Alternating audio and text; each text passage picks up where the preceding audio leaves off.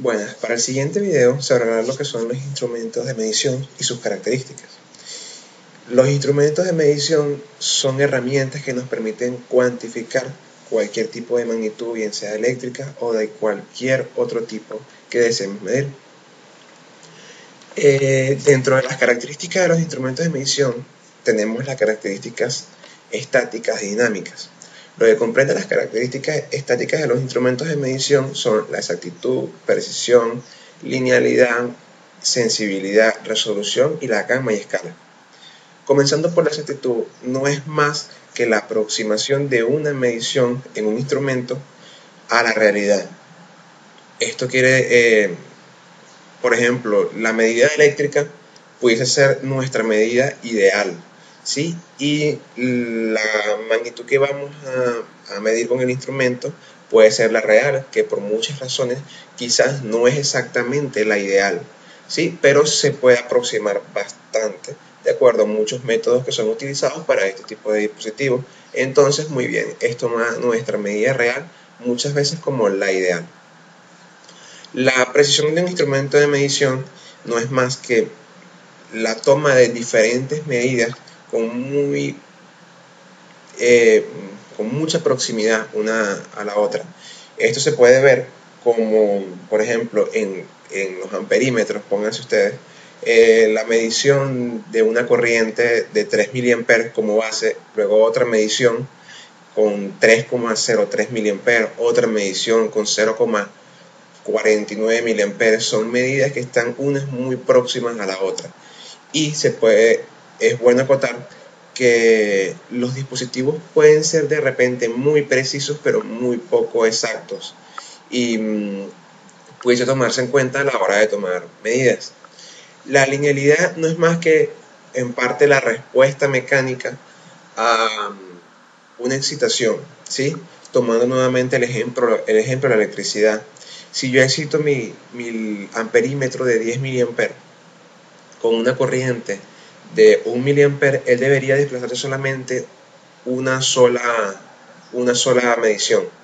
Si yo nuevamente lo vuelvo a excitar, pero esta vez con 2 mA, él debería excitarse esta vez con otra división más y así sucesivamente. Eso es la respuesta.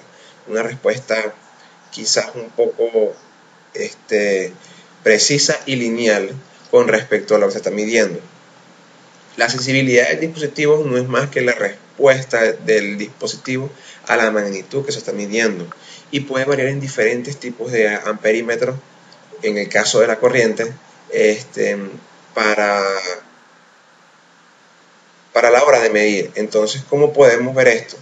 Si tenemos un amperímetro y lo excitamos con una corriente de 1 mA nuevamente, en este caso él pudiese desplazarse solamente una medición, como puede ser que yo tuviese otro amperímetro donde también lo excito con una corriente de 1 mA y este se desplazaría dos divisiones, o el rango de la división es mucho más grande, o sea que es mayor el desplazamiento. Este tipo de dispositivos son mucho más sensibles, ya que es más fácil apreciar el margen de error que hay en la medición. O si por ejemplo nuestra medición no es completamente entera, sino que abarca un poco más de decimales. La resolución no es más que el mínimo desplazamiento que va a generar nuestro dispositivo. Entonces, si tenemos, en el caso de un reloj, que también es un instrumento de medición, su mínimo desplazamiento, el mínimo desplazamiento del segundero es el segundo, valga la redundancia. Entonces, este es el mínimo desplazamiento o la mínima resolución de nuestro dispositivo de medición. Y por último, tenemos lo que es la gama y escala, que la gama y escala no es más que la diferencia entre la mínima y la máxima indicación de un instrumento. Podemos tener, en el caso de la electricidad, un amperímetro que solamente nos mide una escala de 0 a 5 mA, como puede ser que tengamos otro amperímetro que tenga una mayor gama y escala, donde él tenga una escala, pónganse ustedes, de 0 a 5 mA, de 0 a 50, de 0 a 500 mA. Esto representa lo que es la gama y escala de un instrumento de medición, y con esto terminamos lo que son las características estáticas de nuestros instrumentos de medición.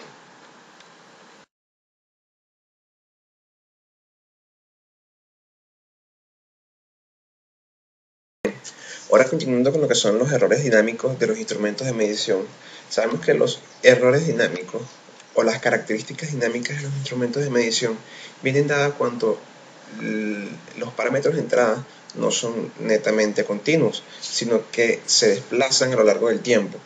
Entonces, estos se pueden ver cuando tenemos, por ejemplo, inductancias, capacitancias térmicas y cualquier otro tipo de señal de entrada que pueda hacer variar junto con la inercia de nuestro dispositivo de medición, en este caso los de aguja, nos puede generar una deflexión de más o un error de más en nuestro instrumento de medición. Estos tipos de errores pueden ser inclusive con señales de rampa, sinusoidales, triangulares, etc. ¿Sí? El error dinámico, comenzando por aquí, tenemos que no es más que la diferencia en un instante de tiempo del valor medido por nuestro instrumento de medición junto con el valor real. ¿Sí? Entonces tenemos un instante de tiempo donde quizás la inercia más la señal de entrada nos generen una medición que no es totalmente certera, ¿sí? Hasta que nuestro dispositivo se acople.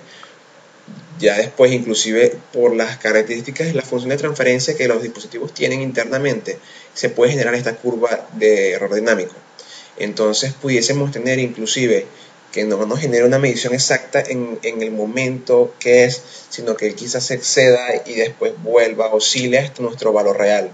Entonces tenemos respuestas que son sobreamortiguadas, donde el dispositivo comienza nuestra medición, excede la medición y comienza a oscilar a través de nuestra medición real hasta que se acople.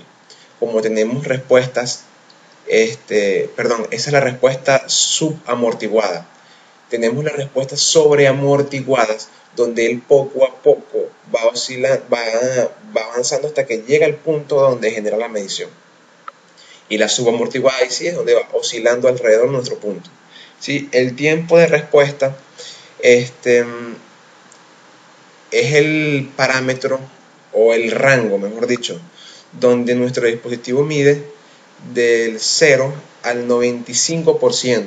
En ese instante de tiempo, cuando ya llega al 95% de nuestro valor real, ese más o menos es el tiempo de respuesta de nuestro dispositivo. Lo que tenemos en el tiempo nulo no es más que el tiempo en el que la aguja está en reposo, ¿sí? Y llega al 5% del valor real de medición. Y el sobrealcance no es más, como comentamos anteriormente, en los dispositivos que subamortiguan mediciones, no es más que la curvatura que se genera por encima de nuestro valor real. Esta curvatura no es más que el sobrealcance de nuestro instrumento de medición para realizar una medición certera, valga la redundancia. Y esto básicamente son los que se comprenden como errores dinámicos en los instrumentos de medición.